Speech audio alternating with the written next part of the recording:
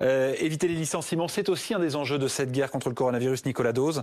Hier, une série d'actions gouvernementales a été annoncée. Lesquelles? D'abord, une cellule de crise Bercy Banque de France pour faire respecter les délais de paiement.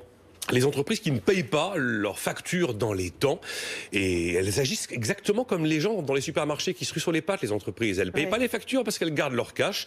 Donc cette cellule de Bercy Banque de France, soit dénoncera les mauvais payeurs, celles qui ne payent pas, ou au contraire, mettra en avant les entreprises vertueuses qui payent leurs factures dans les temps. Ouais, puis ça y est, les banques ont décidé de faire un geste aussi. Alors un supplémentaire, il y en a déjà eu des gestes sur des moratoires de remboursement. Là, ce sont des prêts plus généreux pour les PME. Dès demain, des prêts pouvant aller jusqu'à 3 mois de chiffre d'affaires seront accordés aux entreprises à un taux entre 0,25 et 0,5% en fonction de la taille de l'entreprise. Pas de remboursement exigé pendant 12 mois, et au bout de 12 mois, l'entreprise peut soit rembourser d'un coup, soit étaler ses remboursements pendant 5 ans. Et puis hier, Édouard Philippe a annoncé la présentation enfin demain au Conseil des ministres des 24 ordonnances de la loi d'urgence sanitaire. De quoi s'agit-il? Eh bien, ça va préciser des points très précis dans tous les domaines. Par exemple, quelles sont les conditions du chômage partiel pour les cadres qui ne sont pas comptés en heures, mais en forfait jour.